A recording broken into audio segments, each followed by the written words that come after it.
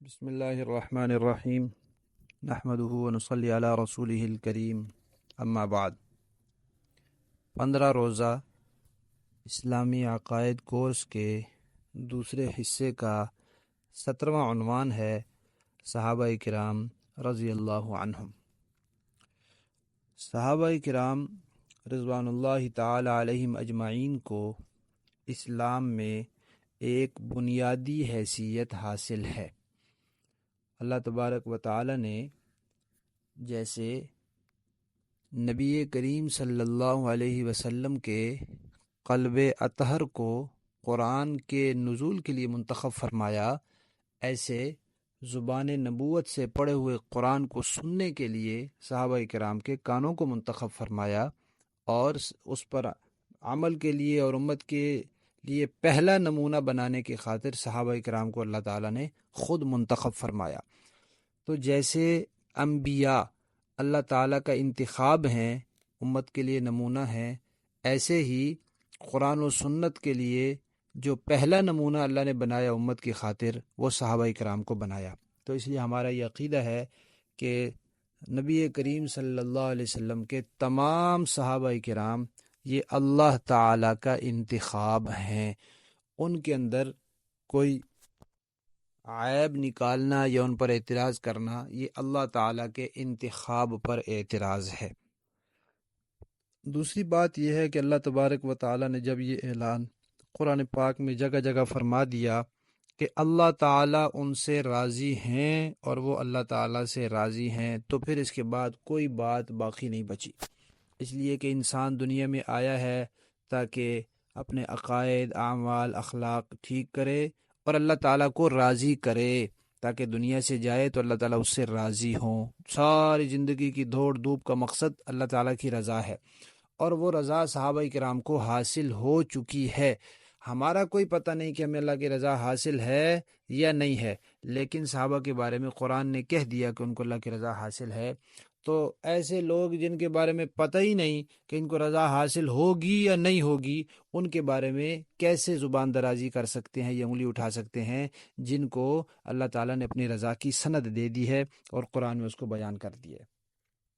سارے کے سارے صحابہ کرام کامل ایمان والے ہیں، مکمل کامل ایمان والے ہیں، اور سارے کے سارے متقی ہیں، تقوی والے ہیں، نیک ہیں۔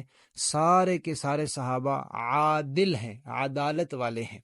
یعنی ایک مومن، عام مسلمان جو ہوتا ہے وہ عادل بھی ہو سکتا ہے، فاسق بھی ہو سکتا ہے۔ اگر وہ گناہوں سے بچتا ہے تو عادل ہے، فرائض واجبات کا اہتمام کرتا ہے اور حرام مکروہات سے بچتا ہے تو عادل ہے۔ اگر وہ نہیں کرتا تو وہ عادل نہیں کہلاتا۔ لیکن صحابہ کرام جو ہیں وہ سارے کے سارے عادل ہیں۔ تو یہ تین جماعتیں ہیں، جیسے نمبر 1 انبیاء، نمبر 2 صحابہ، نمبر 3 فرشتے۔ انبیاء سارے اچھے ہیں، صحابہ بھی سارے ہی اچھے ہیں، اور فرشتے بھی سارے ہی اچھے ہیں۔ یہ تین جماعتیں ہیں جن کی کسی فرد پر کوئی انگلی نہیں اٹھائی جا سکتی۔ سارے صحابہ راشد ہیں اور پکے ٹھکے جنتی ہیں۔ قطعی یقینی بات ہے کہ سارے صحابہ جنتی ہیں۔ یہ ممکن نہیں ہے کہ کوئی صحابی ایسا ہو، صحابی ہو اور پھر جنت میں نہ جائے، یہ نہیں ہو سکتا۔ اسی طرح ہمارا یہ عقیدہ ہے کہ صحابہ کرام آخرت کے ہر قسم کے عذاب سے بالکل محفوظ ہیں۔ آخرت میں کسی صحابی کو کسی قسم کا کوئی عذاب نہیں ہوگا۔ باقی امت میں ہمارے لیے کوئی ضمانت نہیں ہے کہ عذاب ہو یا نہ ہو۔ اللہ تعالیٰ ممکن ہے کہ ہمارے گناہوں کی وجہ سے ہمیں عذاب دیں، ممکن ہے اپنے فضل کی وجہ سے معاف فرما دیں، لیکن صحابہ کرام کو اللہ تعالیٰ نے اپنے آخرت کے عذاب سے محفوظ رکھا ہوا۔ اس لیے ہم کہتے ہیں انبیاء معصوم ہیں، ان سے گناہ ہی نہیں ہوتا، اور صحابہ محفوظ ہیں، ان کو آخرت میں کسی قسم کا کوئی گناہ کوئی عذاب نہیں ہوگا۔ دنیا میں کوئی غلطی ان سے ہو سکتی ہے، ممکن ہے صحابہ کرام سے کوئی غلطی ہوئی ہو، کوئی گناہ ہو گیا ہو، لیکن اللہ تبارک و تعالیٰ ان کو سچی توبہ کی توفیق دیتے ہیں۔ جب وہ دنیا سے جاتے ہیں تو پھر پاک صاف جاتے ہیں۔ اسی طرح صحابہ کرام کو اللہ تعالیٰ نے حق اور صداقت کا معیار بنایا ہے۔ یعنی کہ قیامت تک کی انسانیت نے اگر کسی بات کو پرکھنا ہے کہ یہ حق ہے یہ سچی ہے، یہ صحیح ہے یا نہیں، تو اس کا معیار صحابہ کرام ہے۔ جیسے قرآن و سنت معیار ہے، ایسے صحابہ کرام معیار ہے، اور قرآن و سنت کی تشریح میں بھی صحابہ کرام معیار ہے، اور صحابہ کرام ہدایت کا نمونہ ہے کہ اگر کسی نے ہدایت پر چلنا ہے تو نمونے کے لیے صحابہ کرام ہیں۔ لہذا کسی کو صحابہ کرام پر تنقید کا حق نہیں ہے، کوئی صحابہ کرام پر انگلی نہیں اٹھا سکتا، کسی کو اللہ تعالیٰ نے یہ اجازت نہیں دی کہ وہ صحابہ کرام پر انگلی اٹھائے۔ اگر کوئی اٹھاتا ہے تو وہ اپنی حدود سے بڑھ رہا ہے، اپنے دائرے سے باہر نکل رہا ہے، ایک ناجائز اور حرام کام کر رہا ہے۔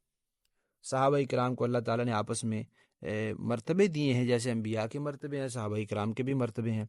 صحابہ کرام میں جو بیعت رضوان والے ہیں، صلح حدیبیہ والے، وہ باقی صحابہ سے افضل ہیں۔ پھر ان میں جو بدر والے لوگ ہیں وہ ان سے بھی، ان میں وہ زیادہ افضل ہیں، اور پھر ان میں جو مہاجر ہیں وہ ان سے بھی زیادہ افضل ہیں، کیونکہ بدر میں مہاجر بھی تھے، انصار بھی تھے۔ اور پھر جو مہاجرین ہیں ان میں سے عشرہ مبشرہ 10 صحابہ جن کا نام لے کر حضور نے ایک ہی مرتبہ میں ان کو جنت کی بشارت دی، وہ افضل ہیں۔ پھر عشرہ مبشرہ میں سے 4 جو خلفائے راشدین ہیں وہ افضل ہیں۔ پھر سب سے افضل جو ہیں حضرت ابو بکر ہیں، پھر حضرت عمر ہیں، پھر حضرت عثمان ہیں، پھر حضرت علی ہیں رضی اللہ عنہ۔ تو حضرت ابو بکر کے سب سے افضل ہونے پر امت کا اجماع ہے، اور حضرت ابو بکر کی صحابیت تو قرآن سے ثابت ہے، اس لیے کوئی اگر حضرت ابو بکر کے صحابی ہونے کا انکار کرتا ہے تو وہ مسلمان نہیں رہتا، کیونکہ پھر یہ قرآن کا انکار ہے۔ اور ایک اہم بات یہ ہے کہ صحابہ کرام میں بھی آپس میں اختلافات رہے ہیں، جیسے اور انسانوں میں ہوتے ہیں، بعض انبیاء میں بھی آپس میں اختلاف رہے ہیں، قرآن میں اس کا تذکرہ ہے۔ تو صحابہ کرام کے بھی آپس میں اختلافات رہے ہیں، لیکن وہ اختلافات کیسے تھے؟ سیاسی اختلافات، انتظامی اختلافات اور فقہی مسائل کے، شرعی مسائل کے اختلافات تھے۔ حق اور باطل کے اختلاف نہیں تھے کہ ایک حق پر ہو اور دوسرا باطل پر ہو، ایسے نہیں ہے۔ اجتہادی اختلافات تھے کہ کوئی مسئلہ تھا جو ان کے لیے واضح نہیں تھا، تو اس میں ایک طرف کے لوگوں نے ایک رائے قائم کی، دوسرے طرف کے لوگوں نے دوسری رائے قائم کی۔ تو اجتہادی اختلاف بھی تھے، سیاسی انتظامی اختلافات بھی تھے، لیکن حق اور باطل کے اختلاف نہیں تھے۔ ایسا کوئی اختلاف صحابہ کرام میں نہیں تھا کہ ایک طرف کے لوگوں کو حق پر اور دوسری طرف کے لوگوں کو باطل، یا ایک طرف کے لوگوں کو صحیح اور دوسری طرف کے لوگوں کو غلط کہا جا سکے۔ غلط نہیں کہا جا سکتا، ہاں یہ کہا جا سکتا ہے کہ ایک طرف کے لوگ جو تھے وہ ان کا اجتہاد صحیح تھا اور دوسرے لوگوں سے اجتہادی خطا ہو گئی۔ اجتہادی خطا ہو سکتی ہے، نبی سے بھی ہو سکتی ہے، صحابی سے بھی ہو سکتی ہے، اس سے کوئی صحابی کی شان میں کمی نہیں آتی، جیسے اسے نبی کی شان میں کمی نہیں آتی۔ لیکن غلطی نہیں کہہ سکتے کہ غلط تھے وہ یا باطل تھے وہ، یہ نہیں کہہ سکتے۔ جیسے مشہور اختلاف ہوا حضرت علی رضی اللہ تعالیٰ عنہ اور حضرت سیدنا امیر معاویہ رضی اللہ تعالیٰ عنہ کا آپس میں ایک بڑا اختلاف ہوا اور رہا، اور پھر حضرت علی رضی اللہ تعالیٰ عنہ کے بیٹے جو تھے حضرت حسن، ان کے زمانے میں پھر وہ ختم ہو گیا۔ تو اس اختلاف کو اجتہادی اختلاف کہتے ہیں۔ بہت سی نبی کریم صلی اللہ علیہ وسلم کی احادیث اور روایات کی روشنی میں اہل سنت والجماعت کا 1400 سال میں یہی موقف رہا ہے کہ اس اجتہاد میں حضرت علی رضی اللہ تعالیٰ عنہ کی رائے زیادہ درست تھی، اور حضرت امیر معاویہ رضی اللہ تعالیٰ عنہ سے اجتہادی خطا ہو گئی۔ اجتہادی خطا کا کیا مطلب ہوتا ہے؟ ان کو بھی ایک نیکی مل گئی۔ اجتہادی خطا پہ نیکی ملتی ہے۔ نبی کریم صلی اللہ علیہ وسلم کا ارشاد ہے کہ جو مجتہد ہوتا ہے، اجتہاد کا اہل ہوتا ہے، وہ جب اپنی کوشش لگا کے اجتہاد کر دیتا ہے، اگر اس کو غلطی ہے تو انسان، اگر اس کو غلطی لگ جائے تو اس کو بھی اللہ تعالیٰ ایک نیکی دیتے ہیں۔ تو جس کام پر اللہ تعالیٰ اس کو نیکی دے رہے ہیں، اس کام پر ہم کسی کو پرتان و تشنیع تو نہیں کر سکتے، ہمارے لیے نہیں جائز کہ ہم اس پر تان و تشنیع کریں۔ تو صحابہ کرام کے آپس کے اختلافات اجتہادی اختلافات ہیں۔ حق اور باطل کے لیے کسی طرف کے لوگوں کو باطل نہیں کہہ سکتے۔ کوئی نہیں کہہ سکتا کہ نعوذ باللہ حضرت امیر معاویہ رضی اللہ تعالیٰ عنہ باطل پر تھے یا حضرت علی باطل پر تھے، یہ دونوں باتیں غلط ہیں، یا یہ کہیں کہ وہ غلط تھے، یہ نہیں کہہ۔ بس زیادہ سے زیادہ اتنی بات ہے کہ بس اجتہادی اختلاف تھا، اجتہادی خطا ہوگی، بس اس سے زیادہ ہماری زبان نہیں اجازت کہ ہم کوئی لفظ صحابہ کرام کے بارے میں نکالیں۔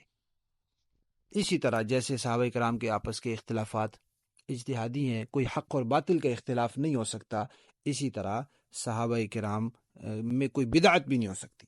بدعت کی حد صحابہ کے بعد شروع ہوتی ہے، صحابہ کا کوئی عمل بدعت نہیں کہا جا سکتا۔ بعض لوگ انتہائی بے شرمی کے ساتھ اور انتہائی بے ادبی اور گستاخی کے ساتھ حضرت عمر رضی اللہ تعالیٰ کو بتی کہہ دیتے ہیں، اور بعض بدبختوں نے حضرت امیر معاویہ رضی اللہ تعالیٰ کو بتی لکھ دیا ہے، نعوذ باللہ۔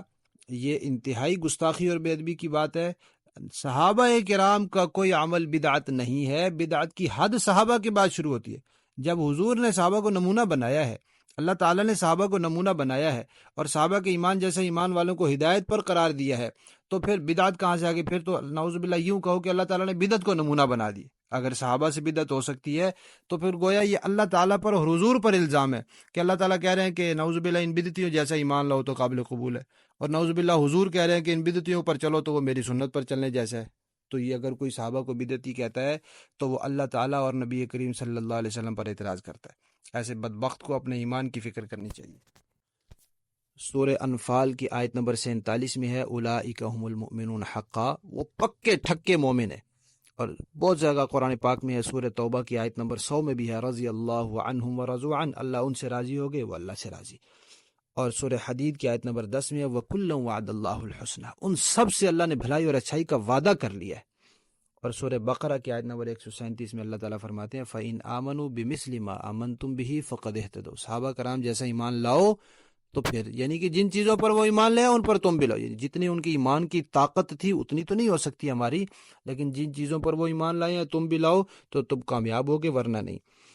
اور مجمع الزوائد میں روایت ہے، آپ صلی اللہ علیہ وسلم نے فرمایا کہ اللہ تعالیٰ نے میرے صحابہ کو خود منتخب فرمایا ہے۔